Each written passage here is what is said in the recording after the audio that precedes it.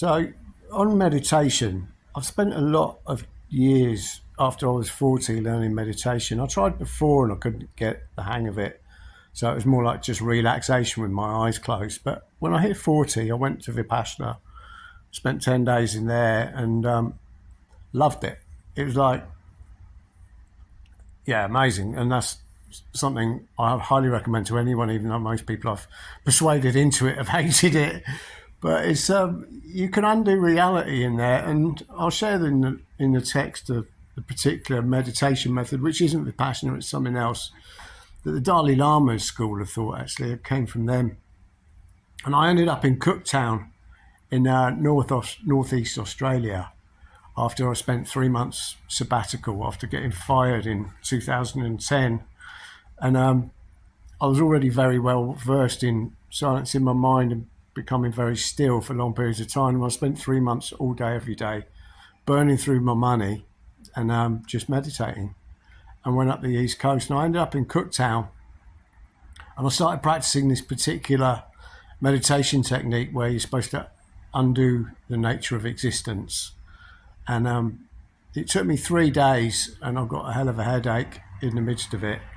But it's basically, you prove to your mind that reality doesn't exist, that it's unreal. And the word they use is it's imputed. Reality is imputed. And the way you do it is by, I wouldn't recommend it straight away. You need to kind of ground yourself quite well first in the art, because it really blew my mind and undid me. And I had to kind of stop meditating for a couple of months when it landed. But you meditate on a tree or something like that. I meditated on a tree, and you meditate on, you're looking for tree. Where you ask yourself the question, where is tree? You know, where is it? Is it the branches? Is it the trunk? Is it the leaves? What is it? Where is tree exactly? And, you know, it sounds a stupid question, but the more you focus on that, the more you realise it's not really there. It's an aggregate of other things, which is exactly as I just listed. It's a list of other things. So tree is actually made up of other things. So, okay, if it's made up of other things, where are they? So you go, where's the branch? And the branch is made up of aggregates. So the branch is made up of bark and wood and pithy matter and sap. So where is branch? And so it goes. And it took 3 days, and I was already very good at, you know, I could go absolutely still, silence my mind instantly by that stage, because I've been doing it for 3 months. And so I was already there, and then I did the inquiry meditation.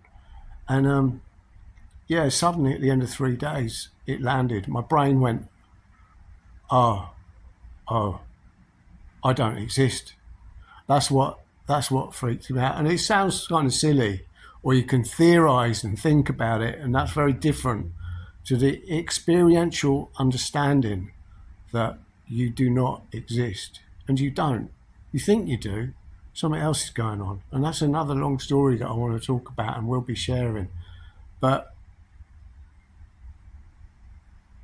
yeah, it freaked me out. And that's why enlightenment, whatever the hell that really is, but enlightenment or awareness or waking up to the truth of where we are is terrifying.